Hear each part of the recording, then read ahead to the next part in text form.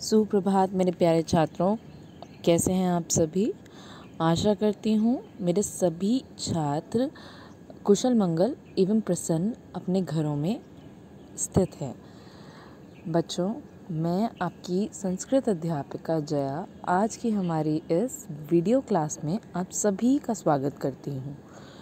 बच्चों, जैसा कि आपको मैंने कक्षा में भी पढ़ाया था कि हमें हमारे जीवन में जब भी हम कोई कार्य करते हैं, रोज़मर्रा के कार्य जब भी करते हैं, उसमें हमें कुछ चीज़ें होती हैं जिनकी बहुत ज़्यादा आवश्यकता होती है एक वाक्य बनाने के लिए। हम जब भी कभी एक वाक्य बनाते हैं उसमें हमें क्रिया की ज़रूरत होती है, संज्ञा की ज़रूरत होती है और संज्ञा और क्रिया के साथ कुछ सर्वनाम शब्दों की भी ज़रूरत होती है, अव्यय शब्दों की ज़रूरत होती है। तो बच्चों, ऐसे ही कुछ ऐसे भी शब्द होते हैं जिनके कारण से हम संज्ञा का या सर्वनाम का संबंध क्रिया से बता पाते हैं। तो बच्चों, आज हम उन वैसे ही शब्दों का ज्ञान प्राप्त करेंगे और उनमें से ही कोई एक प्रमुख जो हमारा टॉपिक है उस पे आज हम बात करेंगे। तो आइए बच्चों, जैसे कि आप अपनी स्क्रीन्स पे देख सकते हैं, आज का हमारा शीर्षक है कारक। तो बच्चों, कारक क्या होता है? आपने देखा, हमने अभी कुछ वाक्य बोले, जैसे मैं अभी आपसे कह रही थी कि किसी के कारण से या संज्ञा और सर्वनाम के से जो जुड़े हुए शब्द होते हैं। तो बच्चों, ये से, के, ये जो सब हमारे पास शब्द आते हैं ना, ये क्या होते हैं? ये हमारे होते हैं कारक। तो बच्चों, आइए पहले हम पढ़ते हैं कारक की परिभाषा, उसके बाद इनसे जुड़े हुए इसके चिन्ह एवं अलग अलग वर्गीकरण किए हुए कारक के रूप। कारक क्या होता है बच्चों? वाक्य में प्रयुक्त संज्ञा या सर्वनाम शब्दों के साथ क्रिया का संबंध कारक कहलाता है। तो बच्चों, इसका अर्थ है कि जब भी हम कभी भी कोई संज्ञा, आप जानते हैं संज्ञा होती है हमारी नाउन, सर्वनाम, प्रोनाउन। तो नाउन या प्रोनाउन से जब भी हम वर्ब का कोई रिलेशन होता है, जो रिलेशन हमारा डिपिक्ट हो रहा होता है, उसे ही हम क्या कहते हैं? कारक कहते हैं। ओके बच्चे, जैसे हम कहते हैं राम ने दूध पिया, या राम के साथ सीता वन गई, या मैं आज विद्यालय घर से जाऊंगी। तो बच्चों, ये जो से है या के साथ है, ये सब हमारे कारक के चिन्ह हैं। जैसे आप संस्कृत में देखते हैं तो बालः गच्छति, तो बालक जा रहा है, तो बालक जा रहा है। ये अब बालक जो है क्या है? कर्ता। तो ये हमारा कारक का सबसे पहला आपका जो रूप है वह है कर्ता कारक, जिसको हम संस्कृत में प्रथमा विभक्ति भी कहते हैं। ठीक है बच्चों, तो आइए हम अब कारक की परिभाषा जानने के बाद चलते हैं कारक के अलग अलग प्रकार पे। तो पहला हमारा जो कारक का है, कर्ता नी। बच्चों, मैंने आप लोगों को पिछली कक्षा में भी बोला था और इस कक्षा में मेरा आपसे निवेदन है, आप लोग जो ये चार्ट देख रहे हैं इसका प्लीज़ एक स्क्रीनशॉट ले लीजिए और इसे बिल्कुल ऐसे ही, बस थोड़ा सा आपको इसमें बदलाव करना है। क्या बदलाव करना है? जहाँ पे 1 2 3 4 5 6 7 8 लिखा है, वहाँ आपको संस्कृत में जो ये विभक्तियाँ होती हैं वो लिखनी है। तो आप कैसे एक चार्ट अपनी कॉपी में बनाएंगे?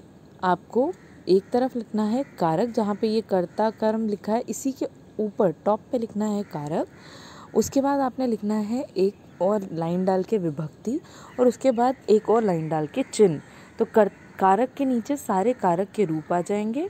विभक्तियों के नीचे आपकी संस्कृत में जैसे 1 लिखा है वहाँ पे आ जाएगा प्रथमा, 2 की जगह द्वितीया, 3 की जगह तृतीया, 4 की जगह चतुर्थी, 5 की जगह पंचमी, 6 की जगह षष्ठी, 7 की जगह सप्तमी और 8 की जगह संबोधन। ठीक है बच्चों, अगर आप लोगों को कोई भी इसमें विभक्ति समझने में या विभक्ति का नाम समझने में थोड़ा सा भी प्रॉब्लम हुई हो, तो प्लीज़ बच्चों एक बार वीडियो को रिवाइंड करके दोबारा सुन के और ध्यान से ये जो मैंने आपको बताया इसी वर्ग के अनुसार इन सब कारक, उनकी विभक्ति और उनके चिन्ह लिखिएगा। ठीक है बच्चों, कारक और चिन्ह सेम रहेंगे, बस सिर्फ जो विभक्तियां हैं वो 1 2 3 4 की जगह आपका प्रथमा द्वितीय तृतीया के अनुसार आ जाएगी। तो ये तो हो गए आपके कारक और उनके चिन्ह। तो बच्चों अब कर्ता ने, कर्ता जो होता है हमारा कारक कौन सा होता है, जो हमारा मेन किसी भी सेंटेंस का एक तरीके से आप मान लीजिए हीरो हो गया, तो जो कार्य कर रहा है उसके लिए हम कर्ता कारक लगाते हैं। कर्म जो कार्य किया जा रहा है उसको बताने के लिए हम कर्म कारक का प्रयोग करते हैं। अब बच्चों अब आता है हमारा कर्ण कारक। तो कर्ण कारक क्या होता है मैं आपको बताती हूँ। जी बच्चों, तो कर्ण कारक होता है जिसकी सहायता से कार्य संपन्न हो। करण या आप इसका और एक अर्थ मान सकते हैं कारण। तो जिस कारण से आपका कार्य संपन्न होता है उसे हम कर्ण कारक कहते हैं। ठीक है, इसके चिन्ह होते हैं बच्चों से या के द्वारा, जैसे कि माला पुष्पै भवति, माला में पुष्प, माला से पुष्प हैं, मतलब माला में पुष्प हैं या माला द्वारा पुष्प हैं। ठीक है बच्चों, आइए और उदाहरण पढ़ते हैं। कृषि वलह हलेन कर्षति, मतलब कृषिवल जो है वो हल से आपका जो भूमि है उसे खोदता है। गुरवह लेखन्यः अलिखन, गुरु लेखनी से या फिर जो पेन के द्वारा लेखनी के द्वारा लिखता है, या गुरु ने लेखनी से लिखा। त्वं विद्याया जीवसि, तुम विद्या से ज्ञान प्राप्त करते हो, जीवित रहते हो। तो बच्चों ये आप देख सकते हैं बहुत ही आसान उदाहरण थे आपके कर्ण कारक के। तो आइए अब आपका आशा है आपको कर्ण कारक बहुत ही अच्छे से सरलता पूर्वक समझ आ गई है। अब इतना पढ़ने के बाद अब हम चलते हैं अपनी पाठ्य पुस्तक पे, और पाठ्य पुस्तक का जो थोड़ा बहुत कर्ण कारक का अनुवाद है वह पढ़ते हैं। और आपसे मेरा एक और निवेदन है बच्चों, जो भी आज हम पाठ में पढ़ेंगे वह अनुवाद आप उसका हिंदी अनुवाद अपनी अपनी कॉपी में लिखेंगे।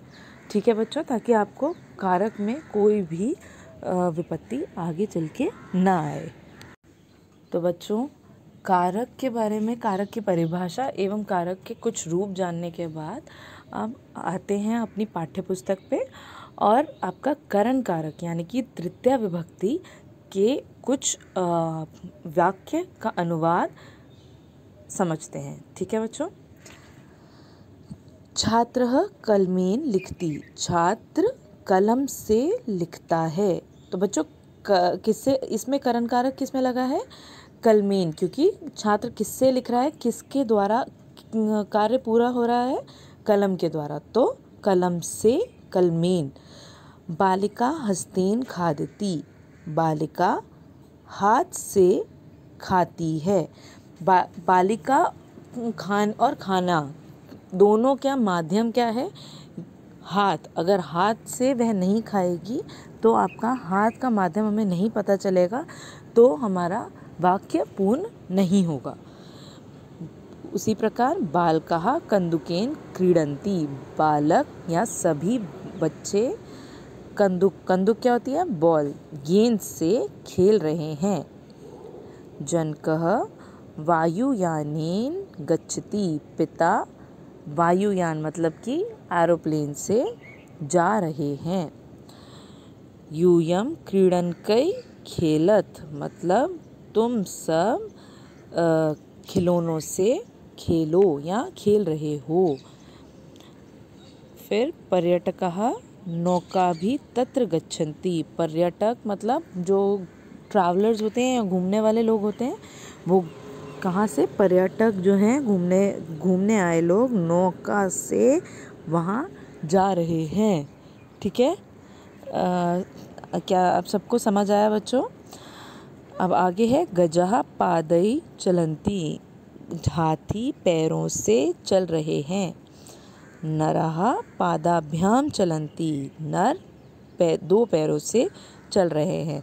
अब बच्चों आप सोचेंगे कि हाथी भी बहुवचन था और नर भी बहुवचन था, लेकिन हमने गज के लिए, हाथी के लिए हमने पादई का प्रयोग किया और जन के लिए हमने पादाभ्याम कहा। वो क्योंकि हाथी 4 पैरों से चलता है, इसलिए पादई का प्रयोग होगा, और इंसान 2 पैरों से चलता है, इसलिए पादाभ्याम का प्रयोग किया जाएगा।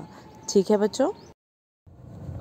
अब है सर्वे कर्णाभ्याम शृण्वन्ति, सभी कानों से सुनते हैं। वयम नेत्राभ्याम पश्यामः, हम सब नेत्रों से देखते हैं। बच्चों अब नेत्रों से, कानों से, सुनने का माध्यम हमारा या देखने का माध्यम हमारा नेत्र है, इसीलिए इनमें तृतीया विभक्ति लगी है। आगे चलिए। ते पुष्पै स्वागतम कुरुतः, वे सब पुष्पों के साथ स्वागत करते हैं। मालाकारः वाटिकाभ्याम फलानि आनयति, मालाकार वाटिका से या फिर दुकान से फल लाता है। ठीक है बच्चों। अब वो फल कहाँ से लाता है? वाटिका से, इसीलिए वाटिका में आपका तृतीय विभक्ति लगी है। बच्चों आप देख सकते हैं जितने भी हाइलाइटेड वर्ड्स हैं उन सभी में आपकी तृतीय विभक्ति लगी है। ठीक है। पिता दूरभाष यंत्रेण वार्तालापम करोति, पिता दूरभाष यंत्र से, दूरभाष यंत्र कौन सा होता है बच्चों? टेलीफोन। तो दूरभाष यंत्र से बातचीत कर रहे हैं। जनाः विमानेन दूरम गच्छन्ति, लोग विमान से या विमान के द्वारा दूर यात्रा करते हैं या दूर जा रहे हैं। किशोरः संगणक यंत्रेण अपि वार्तालापम कुर्वन्ति, मतलब किशोर बच्चे, संगणक यंत्र क्या होता है आपका? It's computer. ओके। तो संगणक यंत्र से मतलब भी वार्तालाप कर रहा है। ठीक है, या कर रहे हैं। किशोर आपके यहाँ पे कोई व्यक्ति के लिए एक व्यक्ति विशेष का नाम भी है, और उसके साथ साथ बच्चों के लिए भी किशोरः, किशोर अवस्था को भी कहा जाता है, बालपन को।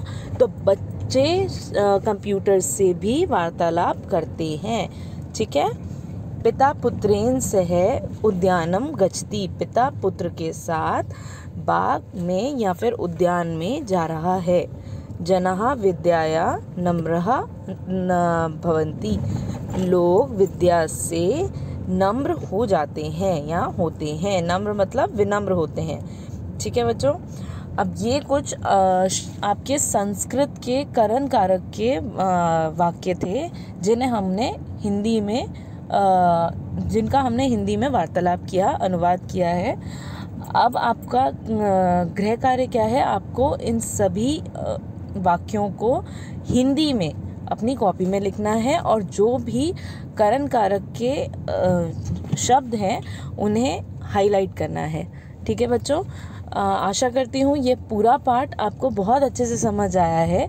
अगर कहीं भी पार्ट में आपको थोड़ी सी भी कठिनाई आई हो तो प्लीज़ मुझे कक्षा में बताइएगा, और अगली कक्षा तक मुझे इजाज़त दीजिए। नमस्कार।